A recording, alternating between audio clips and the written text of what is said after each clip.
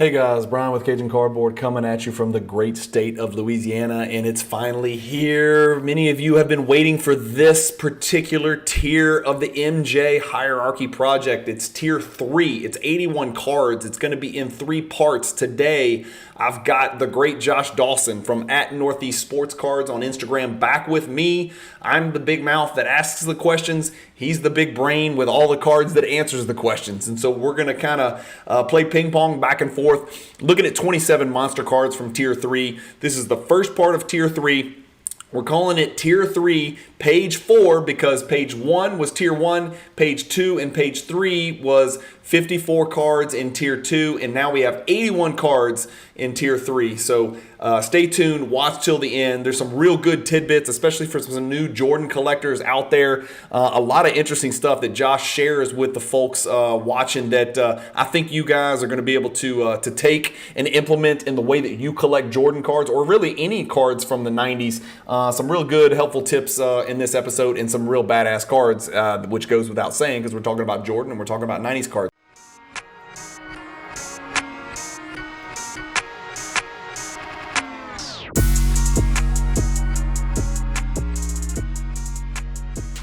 PWCC is a great way to sell your sports cards. If you're looking for a way to support the Cajun Cardboard YouTube channel, consider using the promo code Cajun, all caps, CAJUN, when you're selling your cards on the PWCC marketplace. All right, we got Josh Dawson @Northeast Sports Cards back. As I mentioned in the introduction, I am super excited because today's episode marks the beginning of tier 3. And first, Josh, welcome back. Yeah, thank you. I'm excited about this tier 3. It's somewhat more affordable cards. It depends where you get in tier 3. There's a lot of unicorns in there still, but a lot of cards that are recognizable here.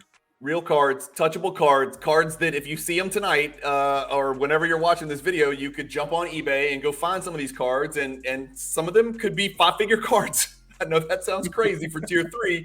We're talking about, we did tier 1. Let's just break it down for everybody, okay? Tier 3 is 3 pictures of 27 cards. Tier 3 is as large from a quantity standpoint as tier 1 and tier 2 combined. 81 cards. We're going to do 3 videos talking about 27 cards each video. So this is going to be a 3-part video series with Josh Dawson. Josh is in for the long haul. He's going to talk about all 3 parts of tier 3. We're calling this tier 3, page 4. You guys will understand this better when we go to print, and I actually have a Cajun Cardboard Hierarchy Project, glossy, high def, branded with the pack odds on the back. We're working through all that stuff. I promise you it's coming. I'm trying to give it out to the world, to everybody in the hobby who wants one at cost. I'm not going to do that to make money. I just want to recoup the cost. I think it's going to be around $2,000. That should not be hard to get back as far as costs go. The issue is how shipping those things. I don't know if you got to ship posters and tubes and all that stuff or whatever, but we'll figure that out when we get there. Okay, let's lay it out. We've done tier 1. We've done tier 2. If you missed it, go back and catch those first. This is tier 3. It's going to be a 3 parts with Josh Dawson. I'm also going to bring some other folks on to also talk about tier 3. When the other folks come on, we'll probably look at all 81 cards together. Josh and I are going to get into the weeds and get into a little bit more detail. So these are going to be a little more detailed. We are calling it tier 3, page 4, tier 3, page 5, and tier 3, page 6. That's how we're keeping our brains straight and not getting cards mixed up. There is some housekeeping before we start, and I'm sorry because people are ready to look at the cards. Let's just put the cards up while we talk about the housekeeping. Number one, I wanted to remind everybody, I do these video series, or I have for a year and a half, called Explore the Card. It is where we take a look at the Michael Jordan parallels and inserts from the 90s in great detail. The history of the card, the aesthetics of the card, the future of the card, what's going on with the card, the prices of the card, the pop report, the pack odds, all of the stuff that we're talking about in these, except it takes about 45 minutes and we look at just one card. So we really go into detail on those episodes. I've got a playlist on my channel. If you like this MJ Hierarchy Project, you are absolutely, definitely going to like those Explore the Card episodes. So go check it out. It's on the Cajun Cardboard channel. Just go to playlists and click Explore the Card. Okay, that's number one. Number two, and you heard it in a little intro, so forgive me, just a quick 30-second blurb. If you like buying Jordan cards, go consider buying them on the PWCC Weekly Marketplace. If you're selling Michael Jordan cards, call me first, call Josh second. And then third, list them on the PWCC Marketplace. If you're buying with PWCC, I have an affiliate link. Go into my YouTube description page, and then in the top right, click the button and save that as your favorites. And then every time you buy stuff on the PWCC Weekly, like these Jordan cards you see on your screen, you'll be supporting the Cajun Cardboard channel, and you can help me pay for the big-ass poster board that we're going to do for this hierarchy project. If you're selling cards on PWCC, which is super, super seamless, super easy, click it, forget it, move it over from the vault, and you're done. Use the promo code Cajun. If you're submitting cards to the vault or submitting cards to PWCC to sell, Cajun, all caps, C-A-J-U-N. Okay, done with the advertising. One more thing, Josh, you've got some explaining to do. I know you're ready for this, and I know you read the comments. You said, and this is a direct quote, you've been collecting Jordan cards since it wasn't popular to collect Jordan cards. We got some hilarious comments. Go ahead. You've got the stage. Explain yourself. Talk to us about what you meant to say. It's a real quick, retraction, but not that it hasn't been popular to collect Michael Jordan cards. It's always been popular. He's been, very popular since probably 1990. He may not have been the most popular in 88, 89, but definitely since 1990 and what we're looking at. Obviously, he's been the most popular. And for me, I grew up in St. Louis. That was my hometown team. I was a huge Michael Jordan fan. That's how I got into Michael Jordan. But what I meant by that is very simply, there weren't as many collectors at the time. So it made it much more affordable. Also, beyond the timing of, things were cheap back then. In 1993, when I was buying all these cards, it was affordable. There was very little competition. I was buying cards in PSA 10 slabs, then less than the cost of grading. And at that time, the cost of grading was $6 to $8. So, Look, one thing we know, it's different when you're fighting over a card with 11 people, and now you're fighting over a card with like 1,100 people. It has a dramatic effect on the price that the winning bidder ends up paying. We know that. And by the way, and we're all, I'm old. You're almost there, but like we both remember 1988 and 89. Jordan was the flashy superstar who couldn't play team basketball and couldn't win the big one, right? So. Anybody out there who's down on Doncic or down on guys like that, not that Doncic is, the white Jordan. I'm not saying that, but anybody who's down on a particular player because they have not yet won the big one, Jordan didn't do it right away. LeBron didn't do it right away. The Jordan brand didn't become what it is today right away. It takes time. You got to plant those seeds, and it takes a long time to figure out the league. Your body's got to mature. There's a lot more to it. You don't just show up and dominate like Wilt and Kareem used to do, right? It's different.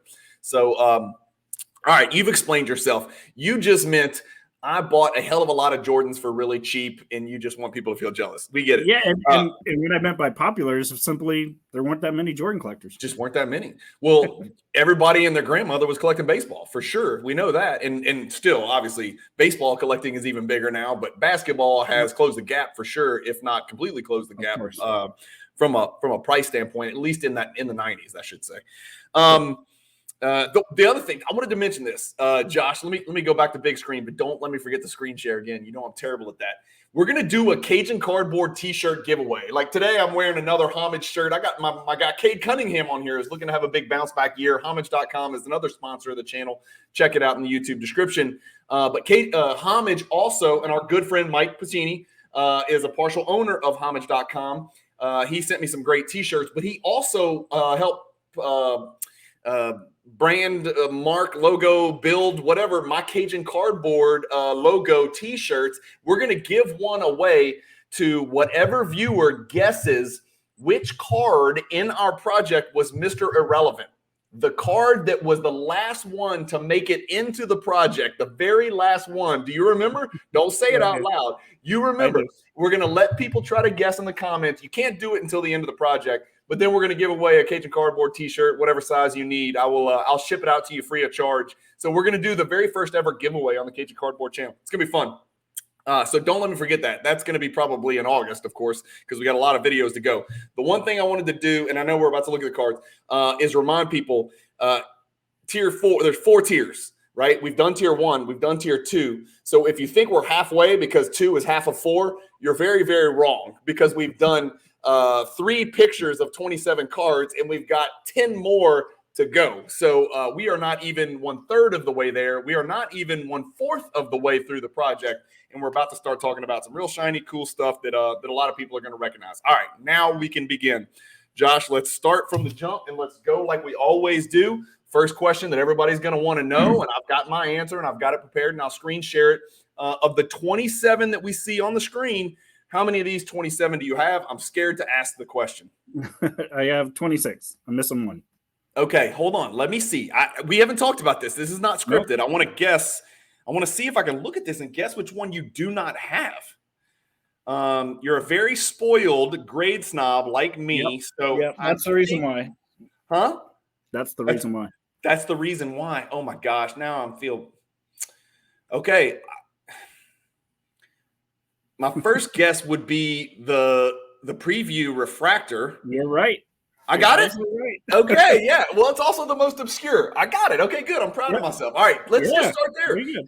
Tell me about the preview refractor. And by the way, here's what I own. And then what I've done is I've changed it a little bit. If I own the card in gem mint condition, I put a yellow X on it.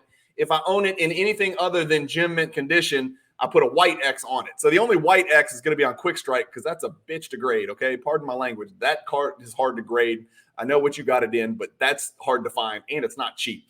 But I also don't have the Chrome Preview Refractor. So this is the card we're talking about, this Jordan Topps Chrome Preview Refractor. Tell me the story about it. What do you know about this card? I don't know a whole lot. I'll be honest. This is one I don't know. I don't think it was I don't know if it was pack inserted or not. I honestly don't know a whole lot about it. I know that it's tough to find. It's tough to find in high grade, especially. I'd be content with an 8 or 9. I don't need a 10. I do want to check it off the list so I can say I have this page done. Sure. but yeah, this one in a refractor is very tough. And I don't know the word preview, if that, maybe someone in comments can help educate us a little bit, but I don't know why it's a preview if it came out the year before or in a different product. Yeah. And that's why it's kind of, coming to Chrome or something like that. But well, we're going to do this. Let's do this. So we're going to talk more about pack odds now, because now we're getting into cards where people want to know, and they're like, we know the pack odds and the serial numbers for the tier 1 stuff is like, some of that stuff's just untouchable, and the pack odds are, 5 digits. We're getting into some stuff that I'm not saying you can go pull it from a pack, because you're not, but you're going to get to cards today in tier 3 that are actually tangible cards where you can go locate these cards. I've got down here the 98 Topps Chrome Refractor Preview is a 1 in 400 Series 2 hobby packs from Topps Chrome. I don't know if that's correct or not. That might be in 97 Topps Chrome. I don't know enough about it either. Here's what I would suggest to people, because, again, I want to reiterate, this is not a zero-sum game. This is not a deal where Josh and I are going to talk for like 15 to 20 hours about 300-plus cards and never make a mistake. If we don't know something, both of us are pretty confident enough, and we've learned enough in this hobby not to guess. So if we don't know something, you're going to hear both of us quite simply say, I don't know. And I'll be honest with you, I don't know much about this card. So do your own research on the Chrome Preview Refractor. I promise you, somebody's going to comment below and educate us. And that's the beauty of this project. We've got a lot of comments like that already in the first few videos that we've done, kind of, letting me know, hey, by the way, you had the wrong date on this one. It was just a typo or whatever, and some stuff like that. And we're still catching stuff because it's a lot of data, man. It's a lot of information. So going back to it, talk to me about the card that means the most to you. Let's just start. We're going to go top left and go left to right. Let's just go top row. Anything on the top row? If we talk about the cards on the top row, Josh, there's 3 cards that are serial numbered, right? We've got the Thunder Rave and then the 2 one-of-a-kinds. Let's go back to the picture. So Thunder Rave is right here. We talked about the Super Rave serial number to 25, remember, on tier 2. Yep. Sort of that forgotten Super Rave, but it's half what the normal Super Rave is.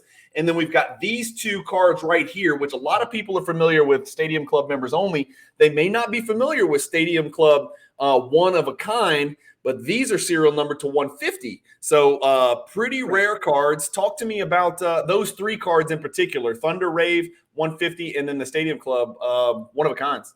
Yeah, I mean, they're all rare. And just to make sure if anyone doesn't understand, one-of-a-kind does not mean it's a one-of-one. It's not That's literally confusing. One-of-a-kind. It's the name of the card. They're numbered to 150, as Brian mentioned. They're quite glossy on the top. Great action shots. They're tough. They're tough to get. They're tough to find, as you can see in the pack odds, and they're they're not my favorite cards on the list on this picture. They're not mine either, but do they belong? They're not tier 4 cards, right? Oh God, no. I think they definitely belong. For me, I'm a visual person. I'm an aesthetics person. When I was collecting, and this is going back to when I opened packs in 1995, my favorite card on the whole page is the hot numbers, and that's just because lenticular started. It was kind of that Will Smith graffiti look, Fresh Prince, and you could turn it and see behind him, and I thought, wow, you can see numbers behind his back. You can't see straight on, and I was like, that's amazing. So for me, that was just something that was really, really cool and something different at the time. So that just has a special place for me. And, again, it's not the most valuable card. You can find them on eBay today. They're just, they're just kind of neat. And I'll just, not to skip ahead, right? But, you can see. Please. Yeah. You can see how it moves. I pulled up the wrong PWCC sheet to share. Now I've got the right one. So let me kill page 5. I had page 5 pulled up. So now I've got page 4 pulled up. So let me see. I can go back to screen share here. Page 4. I wanted to show the hot numbers because it is lenticular, and we've talked about the word lenticular before. This is the first card where I heard the word, and I was like, I don't. It sounds like some kind of spider or something like that. I was like, lenticular sounds really creepy. Yeah. But this is it. It kind of, for those of you who are at my age or even older, there were baseball cards in the 80s called Sport Flicks. And so it's almost like a vinyl. Yeah, Josh, kind of like a vinyl-y. Yeah, you rub your fingers against it. It makes that, ribbing noise. So, yeah. Durable, super durable, right? Hard like a tank. And that's why these cards grade so well. If you look it up in Card Ladder, and we'll look it up in a second, I bet you anything they have a really high gem percentage. I've asked around whether the numbers in the background are particular for Jordan or anything like that, and nobody has said they are. I think they're just random numbers that they chose in the background. It's not like his average or anything like that. Of course, I've asked 95. Yeah, I like the back of the card too. Yeah. So. Yep. More the same. That's a good card to look up. And Josh, this is probably one of the easiest cards on the screen to grab. You're talking about, high 400s for a raw card. If you want to get it in a kind of blue collar grade, you're talking about a PSA 8. It's a pop 57 as a PSA 8. And you're talking about a $650 card, man, $600, $700 card. That's a tier 3 card primarily because of aesthetics and demand. Fair? Yeah, absolutely. Yep. Yeah. And as I was saying, the gem rate for Beckett is a whopping 72%. And PSA is not so shabby 39%. So I'm not telling people what to do, and I'm not here trying to jam investment ideas into people. But if you could pick up raw cards on the cheap, you got a decent chance of grading gem. You got a better than average chance with Beckett. And again, a lot of these cards were graded pack pulled. So that has something to do with it. Don't assume that if you have one that's been around for 30 years laying in some box, it's going to grade a gem. But really high gem rate in comparison to a lot of the other cards that we're going to look at today. If we go back and look at the pack odds, let's find the hot numbers, Josh, because remind me where it was. Row 3. There it is. 1 in 540. Pretty dang close to the easiest pack odds on here. Pretty dang close to the bottom. Net assets is actually a little bit easier, but pretty easy pack odds. What I did in here, by the way, I've got the hardest pack odds highlighted in yellow. So we're talking about the frequent flyer upgrade, the metal shredders, precious metal, and the ultra exclamation points. Let's talk about those 3. Let's start with the 3 toughest pack odds that we see on our picture. So here's the upgrade right here. Everybody's familiar with the frequent flyer, which, spoiler alert, you're going to see the regular frequent flyer later on in this video series in either tier 3 or 4. You got to wait and see. But the upgrade is a notch above the regular, a significant notch above when you talk about scarcity and value. Talk to me. What do you know about this upgrade? You've got it in a 10, I'm assuming? I do. It obviously has the upgrade stamp across the front. It is not embossed in any way. It's like a credit card. So what's important is people look at the front, it just kind of looks like a rounded card, but on the back, it really looks like a credit card with a credit card swipe and everything. So it's kind of what it is. It's supposed to be, kind of your, an upgraded pass to sit in first class or whatever you want to mention, So I'll just show it on the screen. So this is the regular one, but then on the back, it has that credit card type swipe. Does. Yeah. So it kind of looks like your special fast pass for the airlines at the time. So it does, and that's kind of that was kind of the intention. 148 ever graded, like total graded of any grade, including crack and resubs. Let me see if I can pull one up here and show you guys. I meant to pull the frequent flyer and the upgrade so I can put them next to each other. The regular card without the upgrade, of course, the way you can tell the difference. Oh, look, PWCC has a video for it. The way that you can tell the difference is obviously the word upgrade is jammed across there in diagonal fashion, but there's another way. It's a different color, right? The regular one is a darker blue. It's almost like it's almost the inverse, the opposite of the Soaring Stars and the Soaring Stars High Flying. That one goes the opposite direction. The base version, the base insert is light sky behind, and then the high flying is the darker, more denim color, and then the words actually change colors on that one. This one goes the other way, dark, normal, upgrade, light, plus it's got the word upgrade, so you really can't miss it, but much more difficult to find than the regular version. Okay, the next one, and this one does need some explaining, and I'm pretty proud of this one. I thought there was a chance I might have you beat on this card, because these are very few and far between, but I'm going to ask you anyway. Do you have a PSA 10 of this card? Which one are you sharing? Sorry. Precious metal. Oh, you were supposed to warn me. The precious metal. Which row is this in, 2? This is row 2, right after Rockstars, card number 4. I do. There it is. There it is. Josh has the precious metal PSA 10. I've got the lowly BGS 9.5. This is another card with astronomical pack odds. And so we're talking about 1 in 3,528 in Series 2 hobby from 1996 metal, the last year of metal before Metal Universe kind of took over the world. And by the way, Metal Universe didn't take over the world out of the gate, right? It was almost like Jordan. It took a little bit, and then it was appreciated, and then all hell broke loose, and now we know what it is with some of the greatest inserts of all time. But this precious metal was the precursor to the PMGs. Right, and I was going to mention that. So people say the PMG metal, and that's not a PMG, right? So that's not a precious metal gems. This is just called precious metal, so it is different. Not serial numbered. Not serial numbered, nope. Right. Every precious metal gem is serial numbered. This is a precursor, almost a prelude, almost like a test run that they did in 1996 with the metal product, and they made it precious metal. It doesn't look that different. In fact, I bet if you asked, a large percentage of the hobby would not know how to tell the difference between the two. You almost have to have them right next to each other. Josh, this is another one of those cards where I can see it, again, it's not likely you'll pull one out of a pack, but if you pull one out of a pack, I can see people flipping through it and putting it over here in the stack. Like if you pull a Sam Cassell, I don't know if Sam Cassell, I don't even know if he was playing then, but like you pull a Austin Crozier, metal shredders, precious metal, you may put it over to the side, right? And not think twice about it. You may just think it's just another metal shredders. Yeah. Absolutely. Subset card. It's a subset parallel. Fair. It's not an insert because it's not a separate insert set. Metal Shredders was part of the set, but it's a subset because it's not the true base and it's a precious metal parallel of the subset. So is that confusing enough? The next serial numbered card I think is badass and it's awesome. And it's also confusing for different reasons. It is called, you ready for this? The Topps Gold Label, Red Label. What? The what? Okay, go ahead, Josh. Tell the world what we're talking about here. So gold label is the product. There are 3 different versions. There is a regular version where the gold label is, the gold label writing at the top is not colored. Right. It's just in gold.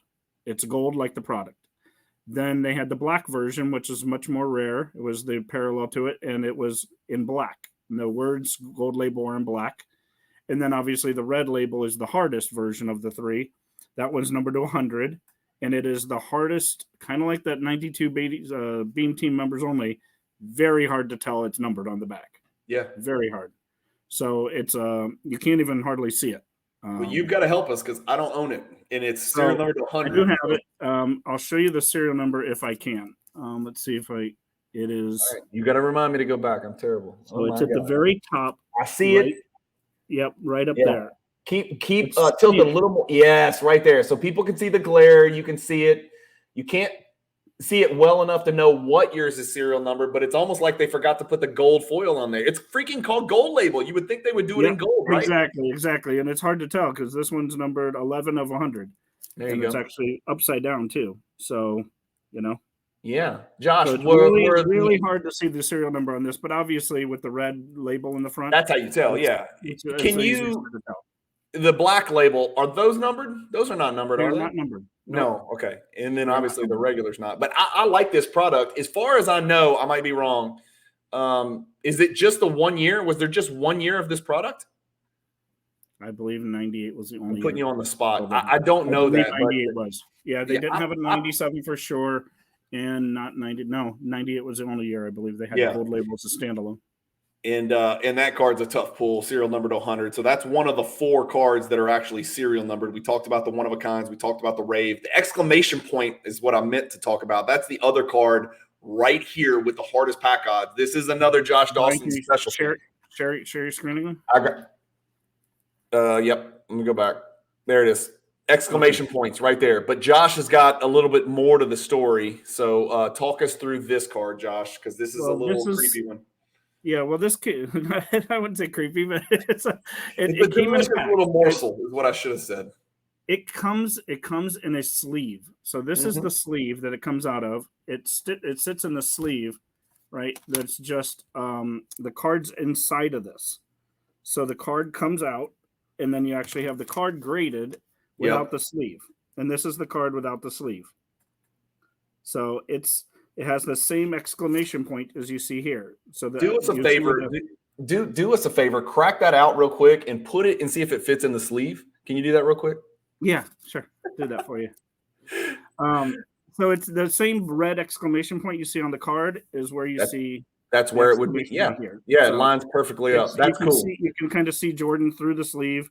You got to take it out of the sleeve, which makes it really, really tough to grade because obviously you're taking it out of a sleeve, out of a pack. I mean, so it's not numbered. It's honestly not my favorite card, but it is a tough pull, and it's also a tough grade. So if it's sitting, and I'm thinking to myself, if it's got to slide down into the sleeve and it's sitting in a pack for however long, the bottom left and bottom right corners, I would think would be the most at risk because it's adjacent, it's touching the inner portion of the sleeve, right? Right. So anything moving the pack back and forth, that insert, like the inside part, might have reason to move around. Do you know PSA and BGS, they will not grade it with the sleeve? Or will they? Correct. They will not grade it with the sleeve. So everyone grades it like this without the sleeve. I kept the sleeve just because I wanted to know how it went together. But yeah, I think that's awesome. I like the sleeve because it has that kind of holographic foil.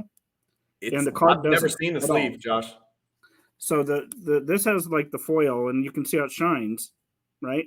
For sure. But this doesn't have any foil on it.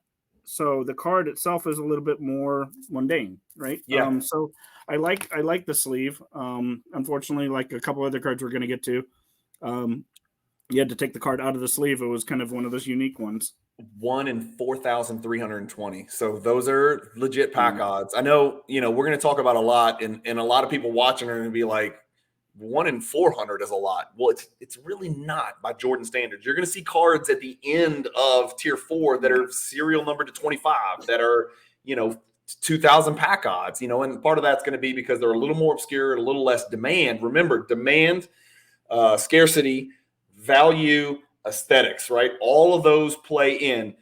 Value and scarcity really apply to this. Are the aesthetics good? They are good. Are they the best on this page? No, not by a long shot, but good. And then demand, it's there. It's a relevant card. It matters. It's not a tier 2 card. It's definitely not a tier 4 card because it's just too valuable and just too scarce because we just said the pack odds are 4,000 plus. Let's go back to the first row. We haven't talked about the card that probably catches most new Jordan collectors' eyes on this first row. It's top left. It's the Duncan Go Nuts, right? And that's a card that's hard to search for. The advice I always give people, Josh, is just type in Dunk Nuts Jordan and it'll pull up. If you try to put dashes, it'll screw you up. If you try to use, there's an apostrophe somewhere, it'll screw you up because you don't know what people are going to title it. So if you're trying to buy this card, or if you're even looking for it in your vault, if you put in Dunk Nuts Jordan, I promise you it'll come up. That's my tip of the day. Poor man's tip of the day. Talk to us about that card. That's a translucent card. The issue with the card is the yellowing. If you're ever going to buy it, you want to make sure that the seller has taken a picture with a piece of white paper behind it. Fair? Yeah, I mean these tint in kind of yellow, almost like a brown, so much so that the yellow only affects the white or clear portion of the card. So what's funny about that is the yellow, the pink, and the orange don't really get affected, to the point where I saw one that everything clear was gold or brownish, and I thought there was a gold parallel at one point. That's right. And so I thought there was a gold version of this, and I even contacted Upper Deck at the time and said, or Fleer, and said, what the heck's going on? Like, is there two versions of this card? And like, that's bad. Josh was panicking, right? Josh was getting his ass whipped on the PSA set registry. He's like, I don't even have the gold parallel Dunkin' Go Nuts. I don't have the gold Go Nuts, the gold nuts. This is an example of, what it looks like with a black background. I'm pretty confident it's clear, and mine has it yellowed because I think you'd still be able to tell. But the true, with a foolproof way to tell if your card's yellowed or not is to ask the seller, if you're buying a raw one or even one that's in a slab, if you can message them and ask them, hey, do me a favor, take a picture of the card with a piece of white paper behind it. Josh is going to show us real quick. So there you go. There you go. Clear as day. Zero yellowing. So there's no yellow in there. It's all holographic foil, which is nice on it. So a lot of people call this Dunkin' Donuts, like the store, and obviously it's Dunkin' Go Nuts. So a little play on words, but yeah, this the biggest thing you want to watch out for on this card is the yellowing. And it's a interesting little niche set. It's the EX Century, right? You don't hear about too many other inserts or very much about that product at all, to be honest with you. But there's others out there, and we'll get to them. Dunkin' Go Nuts is in the books. Natural Born Thrillers. Josh, we talk about those. We talked about the credentials, remember, in tier 2. We talked about the window pane where it's a frame. It's Jordan. It's got kind of a window pane in the upper 2/3 of the card. Here's another one, except this, it almost looks like the mesh of a black jersey, right? This is such a... And it is not. Right. Now, tell me if I'm wrong. Is that not the same picture of Jordan that was used in the linchpins? Did I get that right? I'd have to look, to be honest. We'd have to look. Well, let's do it. Let's do it. That's what this is for. And nobody accused us of not being. It sounds like it sounds like it is, but I don't want to promise that. Yeah, we have access to the internet in Louisiana. Watch this. Let's see, Josh. Let's see. You tell me. Oh yes. Oh, definitely. Cajun Cardboard is onto something. Finally, I got something right, and I'm sharing my screen. There you go. Yeah, Natural Born Thriller. That's the name of the card. Another great name. Of course, there was a movie, and it was. Woody Harrelson, Natural Born Killers, Woody Harrelson, and maybe what's her name? Juliette Lewis. Juliette Lewis, yes. Who I don't dig as an actress. I just don't dig her as an actress. She's kind of annoying to me. But Natural Born Thrillers, it's a 1 in 480 pack odds, and it released in hobby and retail versions of the 95 EXL product. So not too much to talk about there. Not a crazy high-end card. But if we look it up on Card Ladder, this is another card that people can get into their collection. Especially if you can drop into like a raw one 600. So you're looking kind of like hot numbers type prices. You know what I'm saying? $1,000 for a PSA 9, BGS 8.5. You can get it for $750. So you can get into this card in a pretty good grade for $1,000 or maybe just a shade below. If you want to dip into the PSA 8 or the BGS 8.5. Not crazy pack odds. I still don't recommend opening 480 packs of that product. It'll probably cost you more than $800. That's just my guess. You fair? Is that a fair guess? Definitely true. Definitely true. All right. I'm really proud of the next one. This is one where I do have you beat. I know you don't think I do, but I do. This is the East-West Refractor from 1998 Topps. And this has a lot harder pack odds, Josh, than I realized. 1 in 2,880 Series 2 Topps packs. Again, not an expensive product, so you got to open a lot of packs. Of course, the packs were cheaper. But this is a dual-sided refractor, and I've got in parentheses, you'll see right here, I've got Kobe in there because on the back of the card is Kobe. This is one that I'm going to share. So normally we get to look at your PSA 10s, but everybody's tired of seeing your PSA 10s. They want to see a BGS 10. Look at that. So here it is. Nice. Yeah. So the proper way to slab this, Josh, do you have an opinion on the proper way to slab it with Kobe or Jordan? And then what is your protocol on slabbing cards with Jordan and Jason Caffey or Eddie Jones or Kobe Bryant or Pippen on the other side?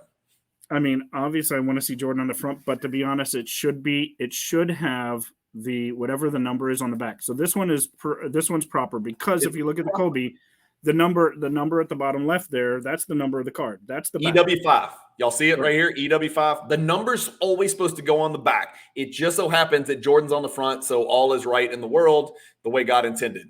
But dual-sided refractor. It is an awesome card. And I have a friend here. I'm going to give a shout-out to him right now. It's the Ryan of Scott. He's on Instagram. He doesn't collect cards on a high level, but he loves this set, Josh, and he's trying to put the whole set together in PSA 10, and he's making progress. He's right there.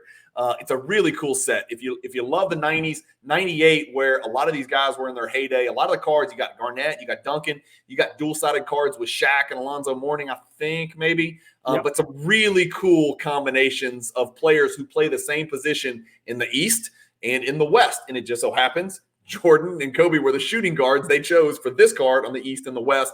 And it works out because, Kobe wanted to be like Jordan and goddamn close, but not quite there. Yep. And there is a regular version of this that is not a refractor. We'll get to later.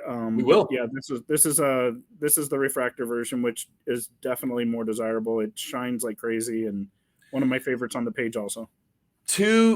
I'm trying to think, and we're going to talk about the other one in tier 3 as well. I can only think of 2 refractor cards with Jordan and Kobe front back in the 90s. This is one, and I think there's one more, the mystery finest refractor, which we're going to get to in a second. Yeah, we're going to get to that one. I'm trying to think if there's another. Is there another one? I don't think there's another. I don't think so.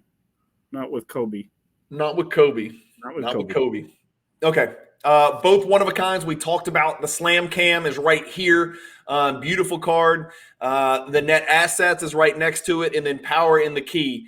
Any of these 3 cards stand out to you? Let's talk about them in a group because none of them are crazy. Yep. I don't think any of them are tier 2 cards. I just don't. The Power of the Key is not a tough pull at all. It's just a really tough grade. And it's an early insert, which I think gives it a little more oomph. You know what I mean? The Total D, the team leaders, the Bean Team, the Scoring Kings. This is the Power and the Key. I don't think the pack odds were too tough. Let's pull it up. 1 in 333. The Slam Cam is a little tougher. 1 in 2,160. But the Net Assets, 400. The Ultra Power and the Key, 333.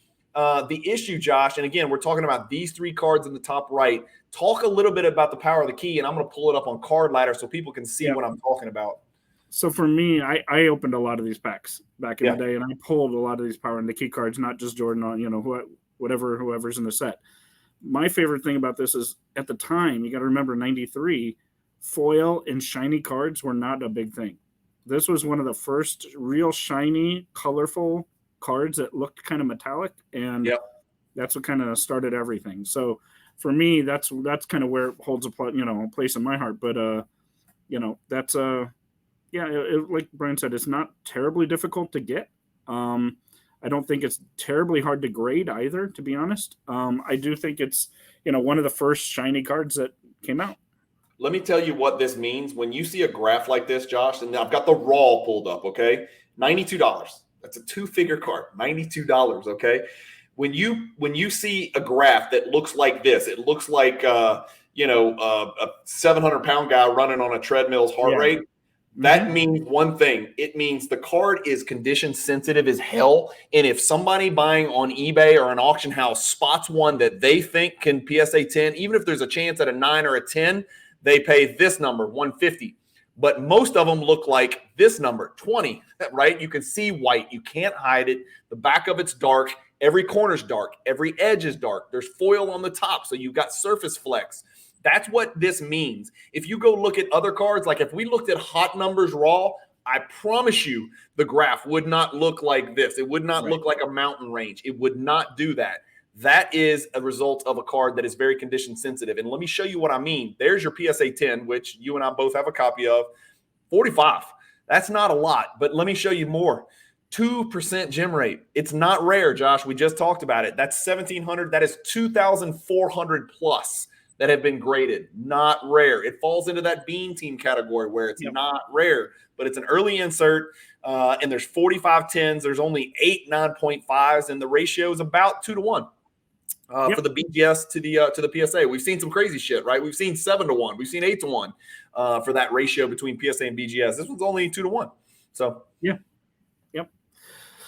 The other a one, card that obviously, people put in their collection. A card somebody might have put in their collection while my dumbass was rambling just now. Like somebody might have just clicked buy it now and bought one for $90 and said, hey, you know what? Maybe it'll grade a PSA 8. I've got one of the cards on tier 3 from the Hierarchy Project. Boom, problem solved. Moving on. Real quick before we go to the next row, the net assets, something about that. So not only is it die cut in all the different netting portions, but this card tends to brown. And the reason I've been told it browns around the late, it's because that was laser cut out of the card. And from what I understand, the laser just over time starts to brown in the corners. And you can see it on this picture. You can see it on mine. This is a PSA 10. You can see it, Josh. It's undeniable. I like to say it's orange color match with the ball, but it's not. It's brown. It's brown. And right? Mine is the exact same way. So I have a 10, and it has the browning around under the word net. Yeah. Right? And I think that's just indicative of all of them. Some of them are much worse than others. And if you get too much brown, you can't see the blue or the light blue in the netting. I try to avoid that. They'll ding you. And and look, mine's it's everywhere. It's stained. It looks like one of my kids got their food on it on spaghetti night in the Cajun cardboard household. Yeah. That's what it kind of looks like. If we go back, what Josh was saying is you got to just have this card in your hand to realize how intricately die cut it is. Because everywhere that you see that's black, die cut. Like as in die cut in between the net strands, die cut up here between the lettering, die cut at the top of the lettering in the shape of net assets. All of that is die cut, and so really tough card to gem. You can see. Yeah, and it's see through. Hang on, not even worth it there. It's easier not to have it. That's so you it. Can see all the I see cuts. Josh's. Yeah, and all around the word net assets, like you said. So, yeah, it's somewhat very very much die cut. So I also love the gold foil EX2000 down there, Josh. Let me zoom in here on mine and show you guys. You see down here where it says EX2000, that's the emblazoned gold foil right there. It's just so cool. I picked one of these up. Local card shop owner, my good friend Adam here in Baton Rouge, Louisiana. Somebody came through, sold some Jordan inserts. I went by, I looked at it. I was like, give it to me. It was a raw net assets. I was like, I'll run it up the flagpole with PSA. It came back with PSA 5. And so I probably lost money on that. Adam, you owe me some money, but not an easy card to grade. This one was particularly brown, so I was kind of praying for a 7, hoping for the best. I got like a 5. So apparently they dinged my surface as well as everything else on it. But going back to our picture. All right, let's keep moving. The total D we haven't talked about. Total D's. By the way, I didn't ask you this. How many of the 26 that you have are gem? I don't know. I'm gonna have to check. I think both of the one of a kinds are 9s. There are no 10s of one of them. Really? Yeah. One of them has the 97 has no 10s. Josh, before you go too much further, the rest of them I have in 10s, other than the one of a kinds. Explain to the people, and this is a Josh Dawson preference, okay? This is not. Yep. We're not telling you how to collect because I don't. This is one place where Josh and I diverge, and part of the reason is his commitment to the PSA set registry. Tell the people why you're sitting on PSA. Well, one of them doesn't have a 10, but why you're sitting on a PSA 9 instead of making a move into the BGS 9.5 as a grade snob would. Tell the people why you're PSA 9, not BGS 9.5. Sure. On the PSA set registry, you get points depending on owning the card. What card grade you get higher points, and then obviously if it's a Pop 1 or Pop 2, you get kind of bonus points, so to speak. So my goal is to, within the set registry, have everything in PSA. Now, I have plenty of BGS cards. You'll see a couple today. But those BGS cards are because they didn't cross over, and I'm just not willing to move like a 9 to a 7.5 or an 8 to a 6 or whatever it might be. But I try, my preference is PSA. So if I was going to buy a tier 1 card, all things being equal, I would try to get the PSA graded card.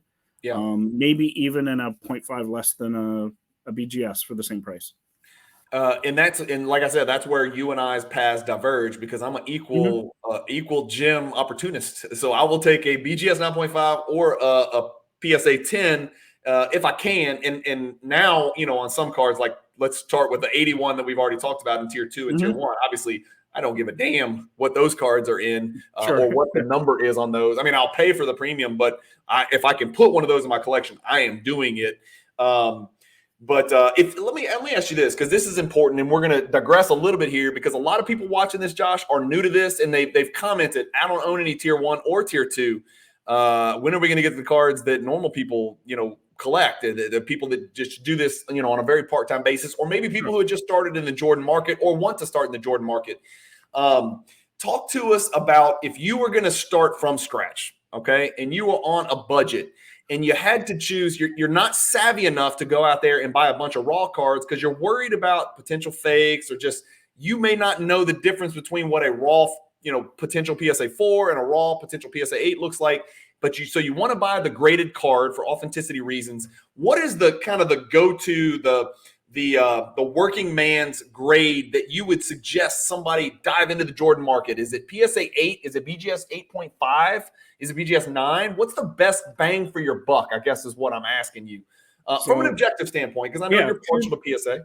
Two different opinions on this. So one is, I would say first and foremost, and I truly mean this, buy the best grade you can afford, right? So that doesn't matter. If you can only afford a 6, get a 6. Don't buy a 4. Buy the best grade you can. The higher up the ladder you go, the more it's going to retain value, in my opinion. Yep. You don't always have to have a 10 or a 9 of everything. To answer your question, though, Brian, I kind of do this with baseball. So I still collect vintage baseball, and my number is always PSA 8. It doesn't necessarily mean PSA, but I like the fact that an 8 says near mint, right? Yep. And so when it has that word mint in it versus a 7, for me, I just think that's going to be something down the road that I can say it's near mint. And I just think for the dollar value, when I look at 7s, maybe it's because I like even numbers. I don't know what it is, but I think the 8 just happens to retain a lot of value. I don't think they go down a lot. I'm also, a little bit weird because I don't like the half grades. So I don't particularly like an 8.5. I would just be just as fine with a PSA 8 as a 8.5. So I don't need that extra point, whatever. Weird. So, I don't know what's wrong, because I love BGS 9.5 and I'm fine with it. This question was bantered around in our Jordan group chat the other night. They're like, why don't people like half grades? And I was like, it's something about PSA, because people love, I shouldn't say people love, but 90s collectors are absolutely fine with a BGS 8.5. They are absolutely fine with a red PMG BGS 8.5, but PSA 8.5 is weird. And I think it's because people are desensitized, because there's there's probably millions of BGS 8.5 slabs out there. There are millions of BGS 9.5 slabs out there. So we see that visually on those labels all the time, but you just don't see PSA 8.5. I've literally submitted 25,000, 30,000 cards to PSA. I can count on 2 hands how many PSA 8.5s I've gotten. It just does not happen. And when it does, I'm like, God, can I just take the 0.5 off? I just want the 8. Give me the 8. Yeah. So, the other thing that I'm particular to, and I think you are as well, but I would recommend for new collectors, is try to avoid qualifiers. If it says MK, which means it's marked, or OC for off center, any of those stipulations that are caveating the card, I would try to avoid ST, miscut, stain. Qualifiers, what Josh is talking about, and we don't have any to share with you, but a qualifier card is a card that maybe they're not going to have any on Card Ladder either. They don't even do it anymore, right? PSA stopped doing it. They just give you the grade based on the stain or based on the miscut. Now, I don't think they do qualifiers anymore. No, I didn't actually know that. No, I don't think they do, because it used to be whenever you submit the PSA, you would click on there with or without qualifiers, and they've eliminated that option for the consumer. So maybe I'm wrong. I could sound really stupid, but I don't think that you're going to pull an ultramodern, get an ultramodern card back graded with an MC or an OC or an ST or anything like that. But if you want to know more about that, we have this thing called the PSA website. Go on there, dig around. I promise you, they're going to explain the abbreviations for all of them and what they mean. But I agree with Josh. In the 90s, and this probably goes for vintage as well, but that's a little more nuanced, and I'm not going to speak on it because I'm not an expert at all on vintage. I no longer own one, unless you consider 86 Fleer vintage, which I don't. In the Jordan world, this is, I know for a fact, you are talking about a drastic reduction in value if you've got a qualifier on there. So you're almost just better off going with the lower grade if the price is commensurate, So I agree with you, Josh. That's a very important fact and a good thing to let new collectors know. But maybe there's there might be a move out there to buy an OC PSA 9 and regrade it, and it comes back an 8, which is probably worth more than a 9 OC, in some cases. I don't know. Yeah, somebody would have to take a look at that. That might be a I move. literally have one qualifying card in my entire PC, and it's not even basketball, so it's an old baseball. So Total D, starring role, net rages. Let's wrap up row 3. Talk to me about one of them. You choose. Total D, an early insert. Starring role, an extremely off the radar insert that people may be wondering, hold on a second, why is that in here? I've seen it. It doesn't really strike me as that great. It's real simple. It's 1 in 2,880 pack odds, and it's expensive as hell. That's why it's in here. So let's pull up the starring role. Whoops. Here we go.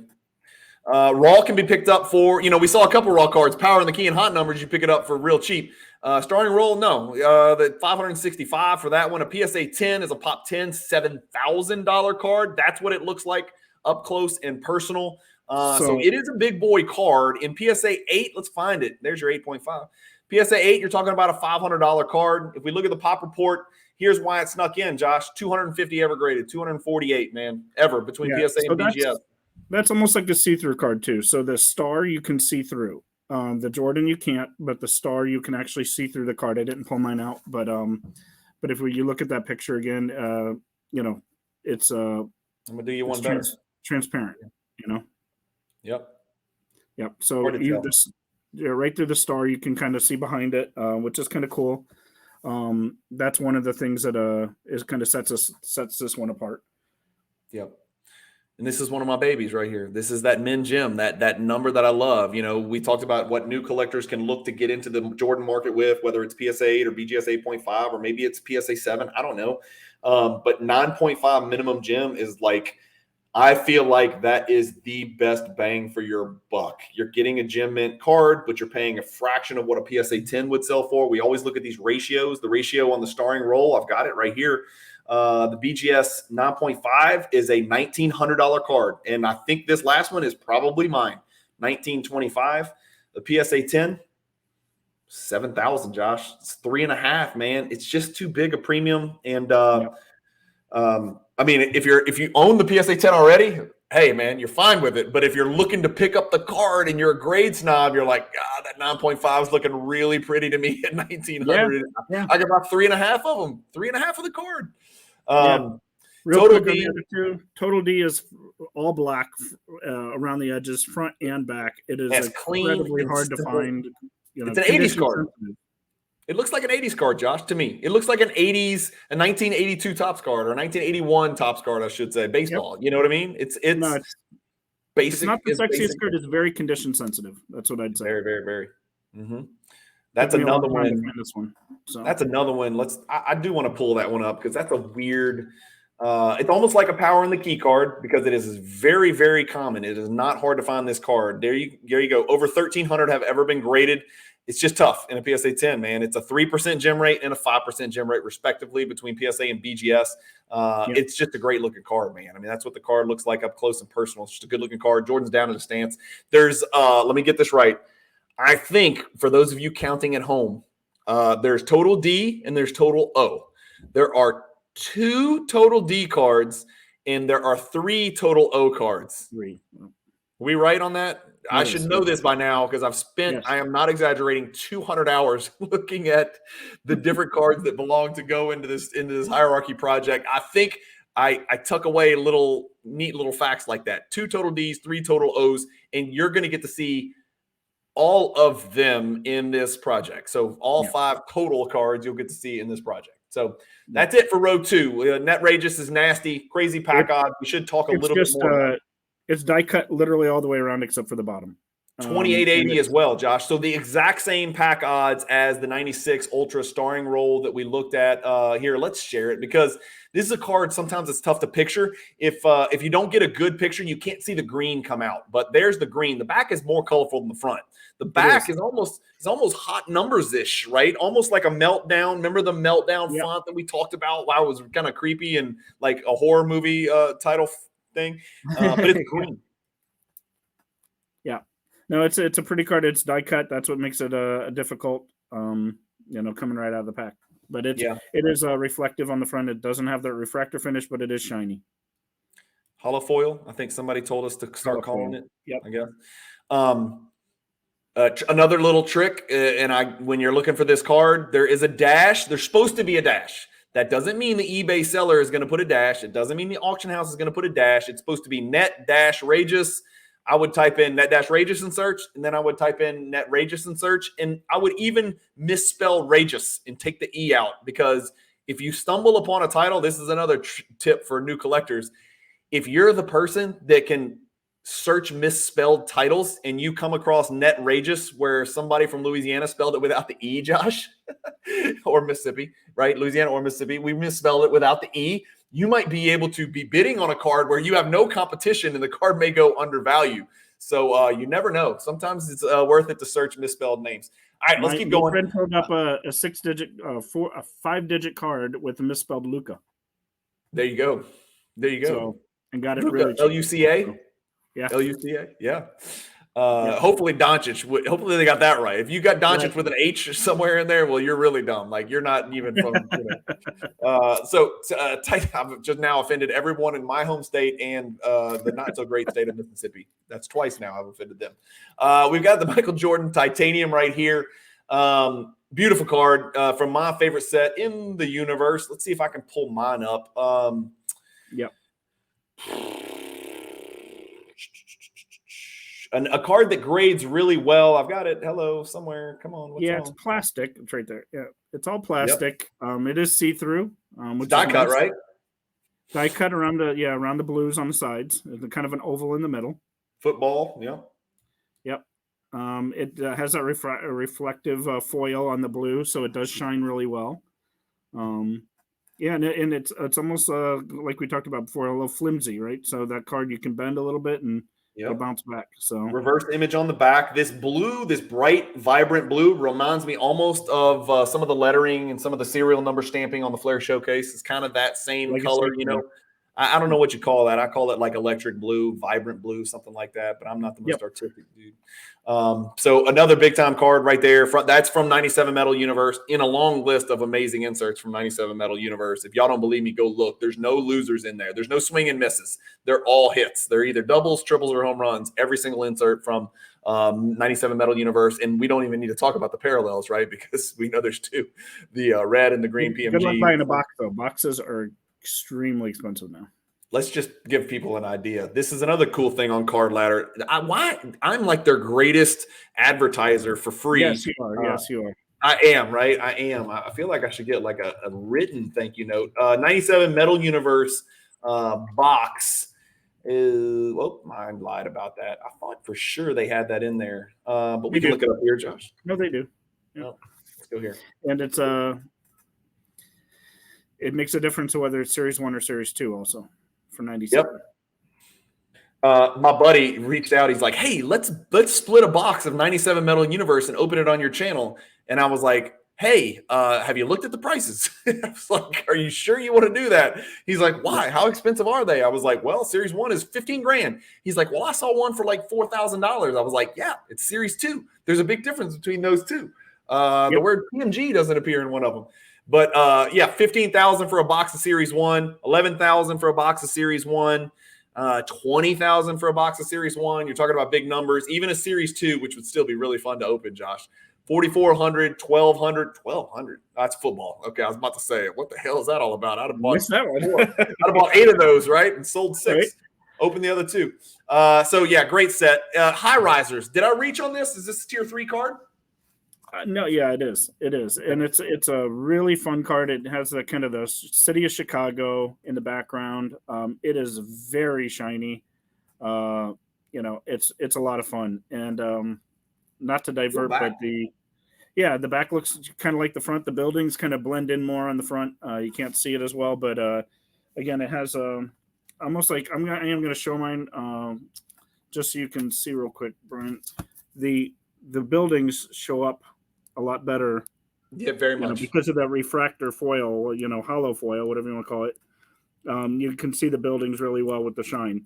And not to divert from the topic, but there is a members only version of this one as well. So that's something to, we're not going to get into on this, but there's a members only version that you can tell from the back. And Josh, look, another one of those cards that's not super rare, to be quite honest with you. You can go pick this bad boy up for $50, $40. Yep. One of them sold here for $40, man. The last one sold for $50.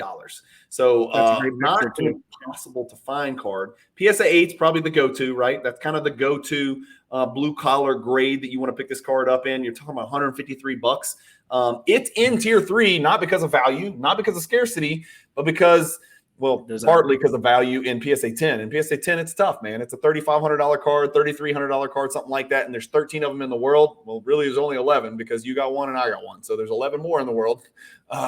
So just a tough card to pick up, man. Even the PSA 9 is a little bit of a reach. It's a $400 card. And look what it's doing, Josh. How about that? Over the last 6 months, up 11.66%.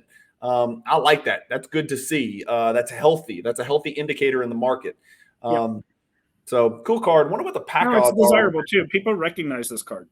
1 in 540. So look, it's tougher pack odds than the net assets. It's tougher pack odds than the power in the key. It's tougher pack odds than the natural born thrillers. But I think all of those cards get more attention than this card, don't you? Yeah, same with the hot numbers. It's exactly the same pack odds as the hot numbers, but obviously hot numbers is going to be, a little flashier. Twice as many people in the hobby, even twice as many Jordan collectors would recognize hot numbers, but maybe not recognize high risers, although it does say high risers on the card, so any fool can see it. All right, here we go. This is where people are going to be like, wow. Some people are going to say, why? It's not even a card. Why is that in tier 3? Some people are going to say, that's a tier 1 card. It was where the Jordan brand logo, the Jumpman, was invented, this, that. It's the 1985 Nike promo, Josh. This card ran freaking wild post Last Dance. And a lot of people thought it was going to run wild after the new Air movie came out, but I didn't see that per se, not necessarily. Talk to me about this card while I look this one up on Card Ladder. Yeah, it's oversized. I'll share while you're looking it up. So it is big. It's much bigger than a regular card. It is obviously his most iconic Jumpman symbol that you see there with the long pants. It's funny because the Jumpman symbol changed over time. It had shorts on for a while, and if you look closely at the just the logo man or the Jumpman symbol, it's supposed to be like this. It has long pants and the shoes. So that's kind of where it came from. Is it true in 1985 you wore that exact outfit to homeroom when you were in high school? Absolutely, yes. Yeah. You probably wore it well, dude. I mean, I can see Josh Dawson rolling. I still want the shoes, so you had a gigantic curly blonde afro, and you rolled in with these, two-tone red and black. I know you had the all black and red ones like I did. I know you had those on. But look at this graph, Josh. This is the Nike promo. It had sold for as much as $66,000 at one point, and then recently you could have picked it up for as low as, where's the low right here? Brian, you got to share. I'm not sharing. Sorry, there you go. Perfect. Trend. Yep. Let's look at the. I wish I would have sold it at $60,000. Yeah, I'm glad I'm not holding that one in my collection. Is recently, I think it's kind of stabilized here. And then, of course, this one, when you see a yellow dot, that means it was a PWCC Eye Appeal sticker. And this one was an S, Josh, which we know is a 5% sticker, which really means a lot and really does some crazy things to these graphs, as you can see from the $66,000 sale. But you're probably talking about a $10,000 card for a PSA 10. This is going to be extremely warped on the Card Ladder deal, and it's not really their fault because they've just got the algorithm pulled in. And the last sale was this crazy monster one for $24,600, probably a $10,000 card, man. Is that fair? 10, 11, something like that, maybe 12, pushing 12. But look at this. Look, it's not the rarest card in the world. For 5,100, 5,200, something like that. So they're out there. The general consensus is a 9 or an 8. There's about as many 9s as 8s. 8's probably a little more common. It's just hard to preserve big ass cards, man. It's the same reason the Star 5x7s are harder to find in high grade. The card is huge, man. The slab is huge. I've held this one in my hand. It's like holding a comic book, basically, in a slab. But a cool card nonetheless, and there's a great story behind it. And if you haven't seen the movie Air, I gave it an 8.5 out of 10. It's not The Last Dance, but it's definitely worth seeing. Thrill Seekers. Real quick, do you know how those were distributed? Because I actually don't. I think they were in a pack. I think it was a pack with a bunch of other athletes, if I'm not mistaken. I don't know that for sure, but I vaguely remember there were some other athletes in it, and I'm trying to remember who the baseball player was, and there was even some kind of obscure sport people in there. is going to comment and let us know that. It's That not a is his poster job. because it has all the stats on the back, right? It's not a It has all postcard. the details. No. It's got. Yeah, there's definitely stuff on the back here. I can even show Yeah. you. I mean, I'll show you exactly what's on the back. Yeah, so it's got, I just didn't know how it was actually distributed. I It's not don't, like but a I poster promise you logo. this: if I give these people watching this video, there's a lot of people that have been watching these videos. Your homework is somebody comment and tell us how these things were distributed. Someone's going to do that. Maybe 5 people are going to do that. That's what the back looks like. So it definitely is. It's cool. Promotional use only, not for resale. My ass. It's been resold a lot. Sorry. I'm sorry. I know that's what y'all intended in Mr. Nike, but it's been resold all right. It is a lot for a lot of money. The Thrill Seekers, another card with that window pane background. About 2/3 of the top of the card is a window pane. The borders are supposed to be equidistant. It's got the scope pattern. There's 2 Thrill Seekers. We already talked about the other, if I recall, right? That was other one was in tier 2, lenticular. This one is most known for the scope window pane in the background, not clouds, not black jersey mesh, not the blue or whatever. This is the straight up scope. So cool card here. Talk to me about the Thrill Seekers, Josh. You've got this in a PSA 10. So I like the fact that the border is actually almost textured, and it's very much like if you've ever held an EX card.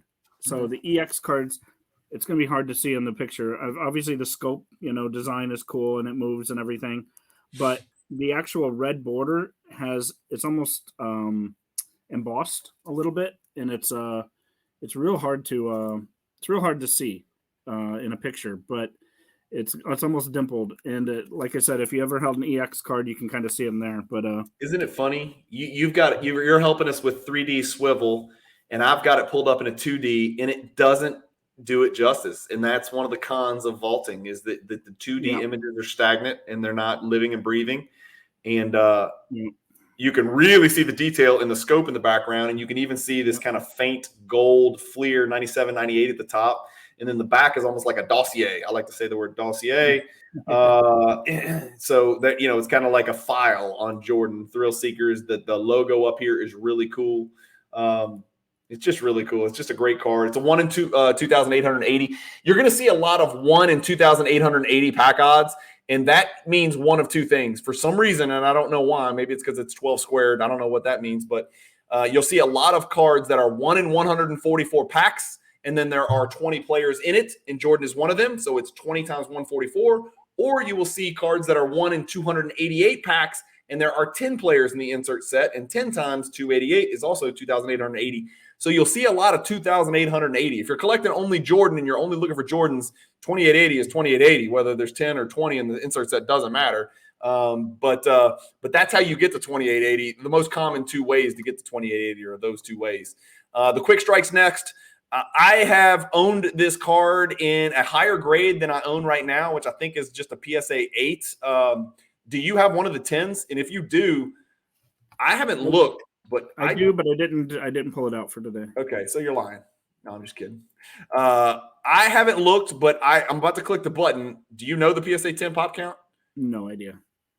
I think it's really low. Let's click together. 16. That's pretty low. Okay, that's what a PSA 10 looks like. Josh allegedly has one on the PSA set registry, but that's what it looks like. And I will tell you this just from firsthand experience, and you'll know this too. Yeah, that surface.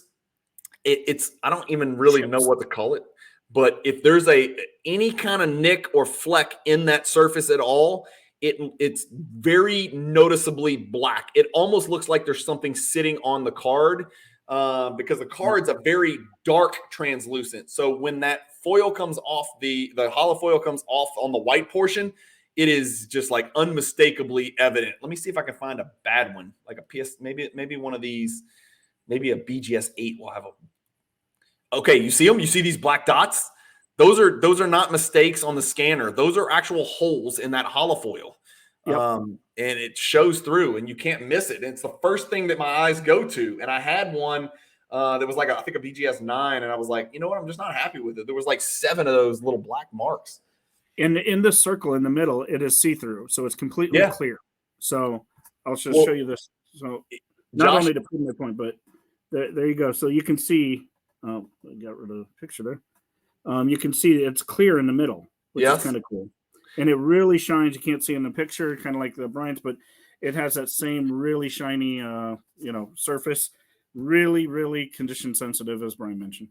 I think they laid that hollow foil, like they slapped it on top. However they did it, like if you like took a penny or something, it's almost like one of those scratch games, like a lottery ticket.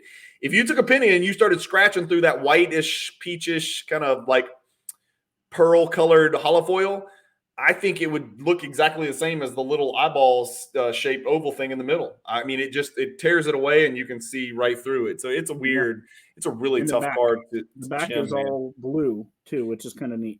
Yeah. Here's the deal. And this is another card. It's pretty rare still, right? You're talking about, 400 ever graded, but 7% gem rate, 8% gem rate. When you get into single digit gem rates, you're going to pay out of your ass for a PSA 10. And there you go. PSA 10, $6,000 card. If you want to collect like mere mortals, PSA 8, $538, man. So it's very reasonable. Yeah. Very reasonable, man. Very reasonable. The BGS 9.5, just curious. Let's look at it. 4,600. So there's one where there's really not that big of just like we've seen 7-1, and this one's not even the 1.5 to 1. It doesn't make any sense. 3-2. The hot numbers we talked about, the 3Ds, the preview refractor, the competitive advantage. Lay it on me. What do you got? We talked about the preview. Let's skip it. Yeah. Competitive advantage, 3Ds. Cracked ice. I mean, it's you can't tell in a scan. I don't think any scan is ever going to show you the beauty of this card. Let's try. You're right. It reminds me of the Choice Reserve. Right? Yes. The Choice Reserve has that same cracked ice feel. I'll just show you here. If you look at that colors. Oh, yes. I mean, it's just the colors are beautiful. It's got little cracked ice everywhere, all the way around it, all the way through the card. Again, you can't see that in a scan, but that's really pretty. All black on the back. All black. Really tough because of the black back. But it's a really pretty card in person, and I call it like cracked ice before people knew what cracked ice was. And it's a 1 in 1440. But I feel like the value is higher than a 1 in 1440 card because I mean it's like isn't it more expensive than the Thrill Seekers if I had to guess? I mean, let's look it up real quick, but I feel like it is, man. Right, close. Am I screen sharing for God's sakes? Try 3Ds with an S. Yeah, I think I need to put an S. I think I need to put an apostrophe. This is another one that's a pain in the butt. Okay, maybe it's just not in here. That's not right. It's definitely in here. I don't know. Yeah.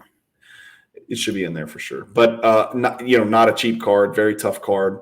Competitive advantage, same thing. So 1440 pack odds, 1440 pack odds for competitive advantage. So similar pack odds. Yep. The competitive advantage is I was joking with Chris when he was on the channel about how like when he used to do the House of Jordans, he was talking about the damn columns and all the aesthetics of the competitive advantage.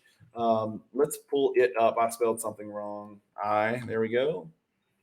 Here we go. Raw card, $700. PSA 10 card, 3,210. Let's get a good scan up here so we can look at this card together. Very different card, die cut card, very unique. Jordan in the red.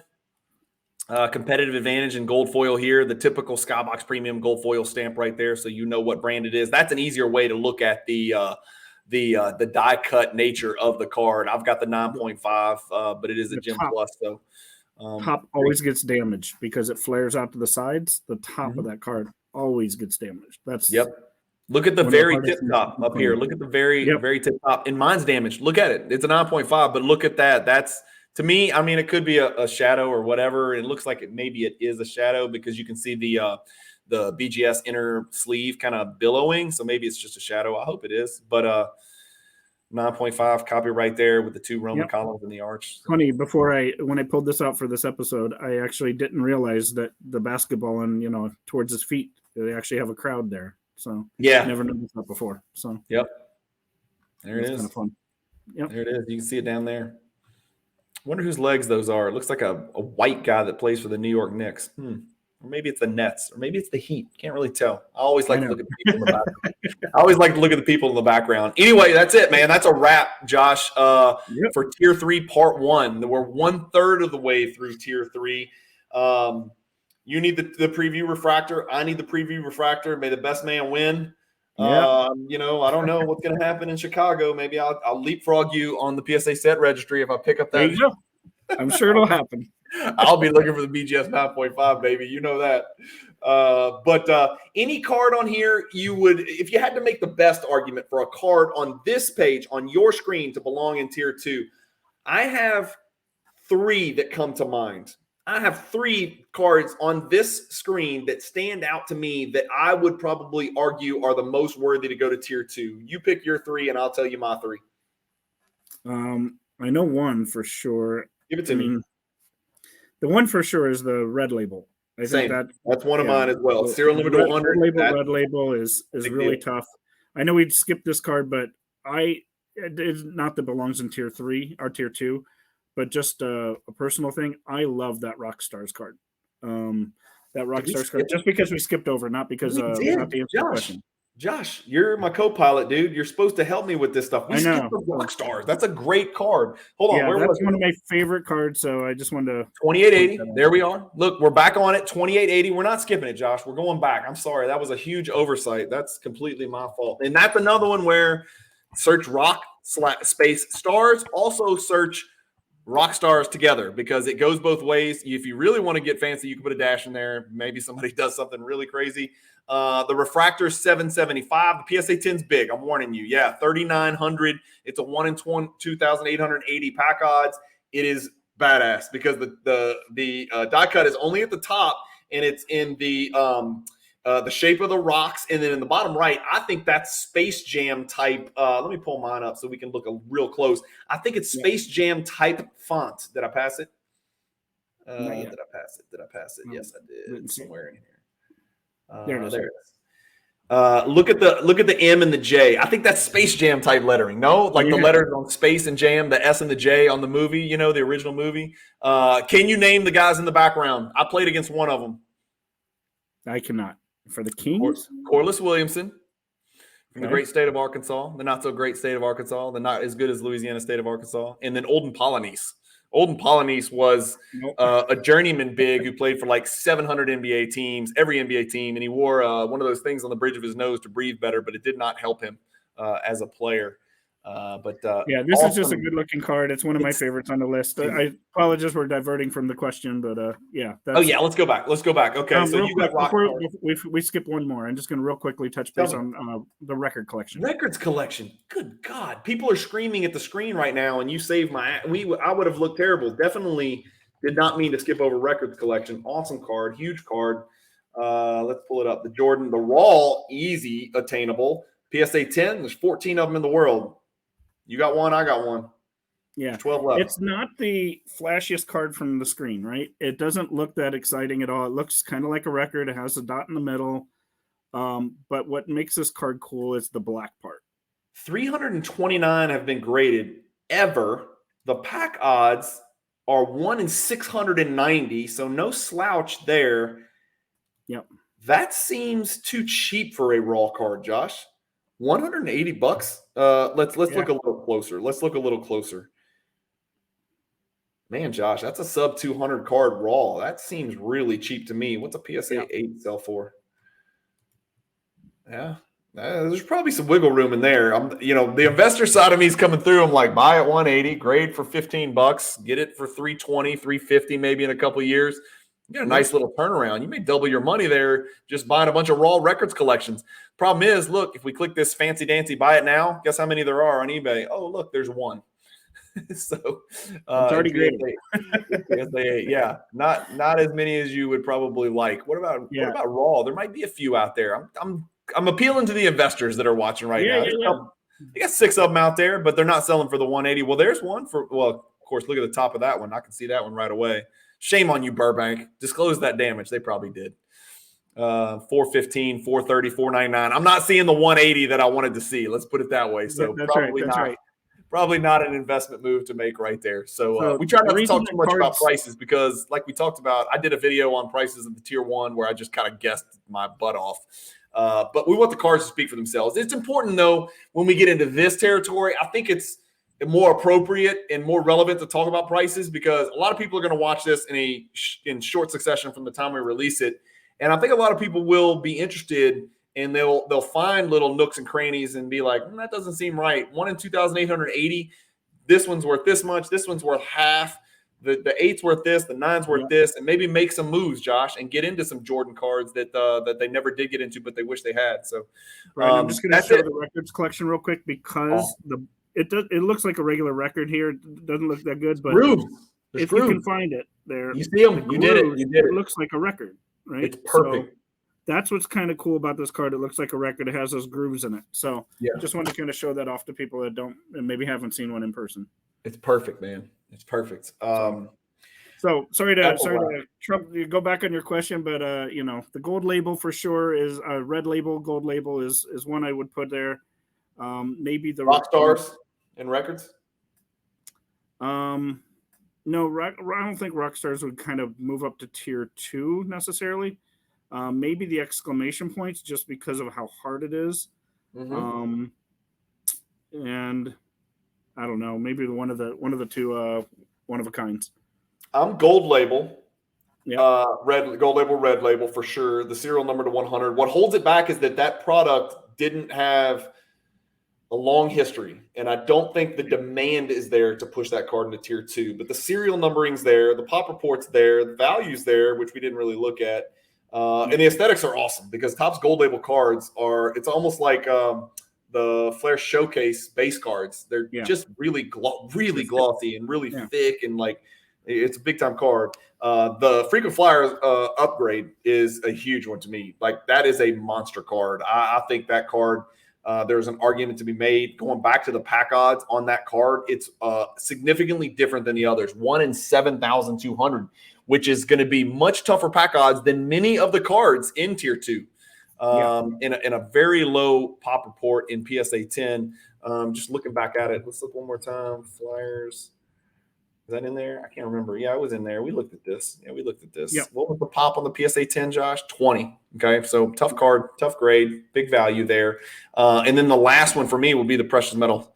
I think it's different. It's unique. It's the precursor to the PMG. So it's like a little, little cousin of the PMGs, but also we've kind of discovered, somebody mentioned that they thought that the print run on those, somebody did some reverse math engineering or something. It was about 350. And so if it was serial numbered, people think it would be about 350, which is pretty tough, pretty low. Yeah, that's low. Yeah. So, there's a lot of cards on here where people can argue that they belong in tier 2. It's tough because, tier 3 is so big, Josh. It's 81 cards. Some of the cards that are at the very top of tier 3, like, for instance, the upgrade, the frequent flyers upgrade, or maybe the Topps gold label, red label, or maybe the precious metal or the exclamation points are going to be so much better card. Like, I shouldn't say better, but like they're so different than the Power and the Key, where I could buy 12 Power and the Key cards right before we film the next video. I could go buy 12 of them right now. Right. But the name Power and the Key matters, and the fact that it was an early insert matters, and the fact that a lot of people need that card in their collection. The demand is there for that card. A lot more people want to buy the Power and the Key than want to buy the Topps gold label, red label. Many of the people watching, I don't think I'm out of line, may never have heard of the Topps gold label, red label, serial number to 100. They may not have ever heard about it until they've heard us talk about it tonight. And so that's why nobody can jump our ass for what's in tier 3 and what's in tier 2, because, like, again, factoring demand and aesthetics in there, it's just a big nebulous Willy Wonka regurgitation of color right here on your screen. But it's awesome. And this is 1/3, as you said. So we got 2 more pictures like this in tier 3 that there's arguments to be made on every page of that. For sure. What belongs in tier 2 or tier 4. For sure. All right, we're about to rinse and repeat. We're going to take a break, and I'm going to upload this. But the people that are watching, it's going to be a couple days, maybe 48 hours, 72 hours. Make sure you hit the subscribe button to the Cajun Cardboard channel. Make sure you read the description if you want to try to support the Cajun Cardboard channel. There's 4 ways to do it. Go read it. I won't bore you again. This is episode 1 of the 3rd tier. Like Josh said, there's 81. We're going to have an episode 2 and an episode 3 with Josh and I together. 27 cards, 27 cards, 27 cards. And that'll be a wrap for tier 3. But again, we're still not halfway done because there are 7 pictures of 27 cards in tier 4. So it is a marathon, not a sprint. Which is one of my favorite quotes about life and about cards and about Jordan collecting. Thank you guys so much for watching. Josh, thanks for joining us again. As always, you guys keep collecting. Stay positive in the hobby. Peace.